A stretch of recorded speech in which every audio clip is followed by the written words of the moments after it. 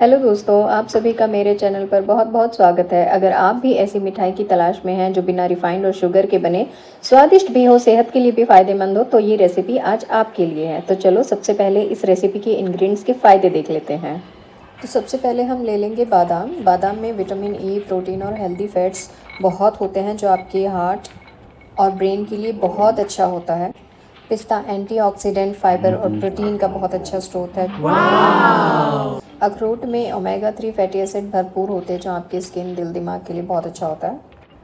काजू में protein, magnesium और हेल्दी फैट्स होते हैं जो आपको हड्डियों को मजबूत बनाता है और बॉडी को आपको एनर्जी देता है।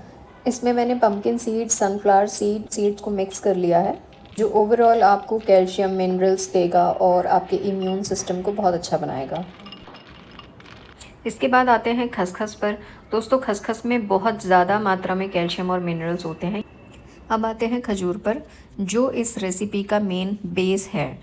दोस्तों, खजूर में भरपूर फाइबर होता है जो आपके डाइजेस्टिव सिस्टम को बहुत अच्छा करता है और आपको पूरे दिन एनर्जी देता है। तो आपको खजूर के बीज निकाल के आपको मिक्सी में ग्राइंड करके इसका पेस्ट बना के रख लेना है। तो चलिए अब शुरू करते हैं। सबसे पहले आपको कढ़ाई में थोड़ा सा घी डाल लेना है और जितने भी ड्राई फ्रूट्स हैं आपको उनको ऑलरेडी चॉप करके रख लेना है। जब घी अच्छे से गर्म हो जाए तो आपको इस घी में ये ड्राई फ्रूट सारे 1 बाय 1 ऐड कर देने हैं।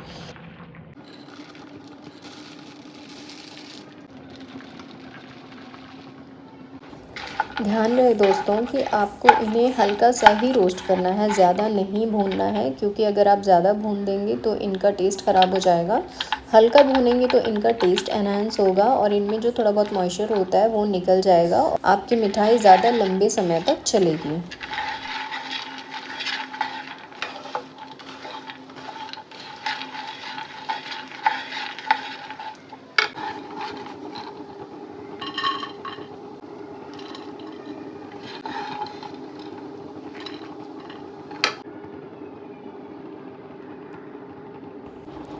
दोस्तों, वीडियो शूट करते वक्त मैं बेसन साथ में रखना भूल गई थी, जिसके लिए सॉरी।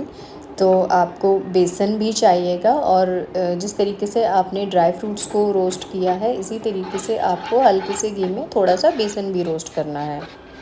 बेसन भी हमारा हल्का गोल्डन हो चुका है। अब हम इसको अलग कटोरी या जिस भी बर्तन में आप निकालना चाहें निकाल कर रख लेंगे।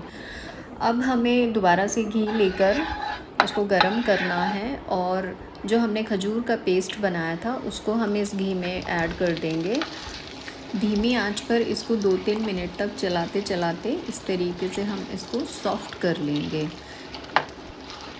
अब आप देखिए कितना अच्छा टेक्सचर आ चुका है हमारे खजूर के पेस्ट का और बिल्कुल सॉफ्ट और स्मूथ हो गया है।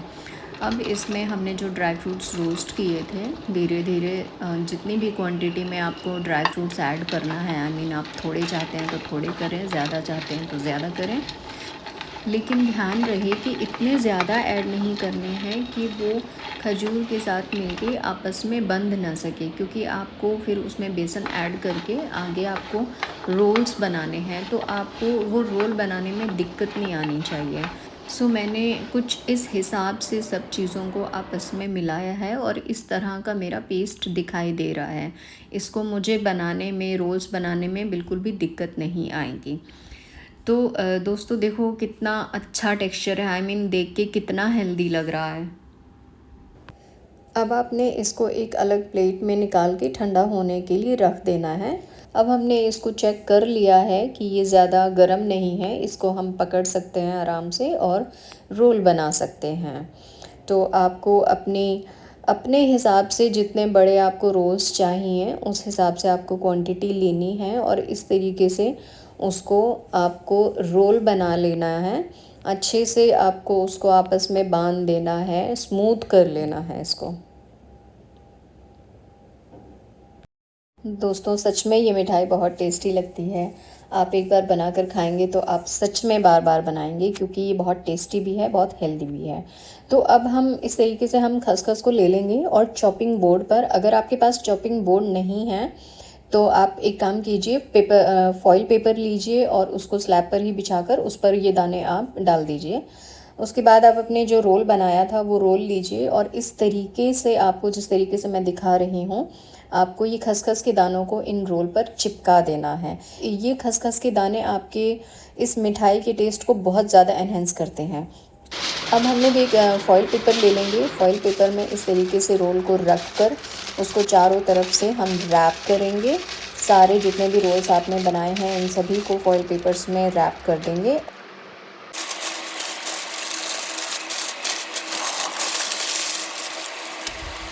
अब आपको इन सभी रोल्स को एक प्लेट में रखकर 1 घंटे के लिए आपको इसे फ्रिज में रख देना है ठंडा होने के लिए, ताकि ये आपस में बंध जाए अच्छे से। 1 घंटे बाद हम इन रोल्स को बाहर निकालेंगे। इस तरीके से इनको खोल कर चेक करेंगे, अच्छे से ये आपस में बंध चुके होंगे। देखिए ये एक सॉलिड टाइप की फॉर्म ले चुका है। अब आपको इन रोल्स को अपने हिसाब से जितने पतले आपको ये पीसेस चाहिए या जितने मोटे चाहिए, आप अपने अकॉर्डिंग इन पीसेस को कट कर लें। ध्यान रहे कि इतने बारीक ना हो कि ये बाइंड जो हमने किया है आपस में इन सभी चीज़ों को, ये खुलने लगे। तो मीडियम टाइप के आप अगर इसमें से पीसेस बनाएंगे तो वो आपके लिए अच्छा रहेगा, खाने में भी स्टोर करने में भी। आप चाहें तो इस तरह के पीसेस भी रख सकते हैं, और अगर आप चाहें तो इस तरीके से इनको 2 भागों में भी काट के स्टोर कर सकते हैं। मुझे जनरली ये 2 भागों में कटे हुए अच्छे लगते हैं। हमारी मिठाई बनकर तैयार हो चुकी है। मैं आपको अच्छे से रख कर इसको दिखाती हूँ, ये कितनी सुंदर लगती है देखने में। मेरे कहने का मतलब ये है, कोई भी खाने की चीज़ अगर आपको आंखों से देखने में अच्छी लग रही है तो वो खाने में जनरली अच्छी लगती है। चलिए, देखने की बात तो अलग है, लेकिन इस मिठाई के सच में बहुत फ़ायदे हैं दोस्तों। आप इसको सुबह दूध के साथ या रात में दूध के साथ एक बार रिलीजियसली बहुत अच्छे से कंटिन्यूसली खा के देखें, आपको इसको बहुत अच्छे रिज़ल्ट्स मिलेंगे। और इसको स्टोर करने का सिंपल सा तरीका बस यही है, इस तरह के का आप कोई भी कंटेनर ले लें और उसको अच्छे से उसमें रखें, स्टोर करें, फ्रिज में रखें, ये काफ़ी अच्छे टाइम तक चलती है। और दोस्तों, मैंने इस मिठाई को नाम दिया है खजूर बाइट्स। आप खाने के बाद भी मीठे के तौर पे इस मिठाई को आराम से खा सकते हैं। बिल्कुल प्योर चीज़ें हैं, सभी घर की चीज़ें हैं। तो डेफ़िनेटली ये मिठाई काफ़ी अच्छी है और मुझे उम्मीद है आपको ज़रूर पसंद आई होगी। तो अगर आपको ये मिठाई पसंद आई है तो लाइक शेयर ज़रूर करें और मेरे चैनल को सब्सक्राइब करें, ताकि आपको इस तरह की अच्छी रेसिपीज़ मिलती रहें। तो चलिए दोस्तों, अब चलते हैं। अपना ख्याल रखिएगा। बाय बाय, खुदा हाफिज़, नमस्कार।